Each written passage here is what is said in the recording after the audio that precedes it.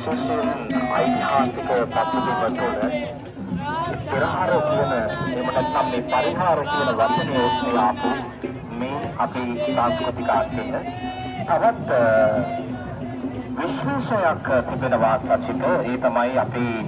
ජන විඥානය තුළ පුරා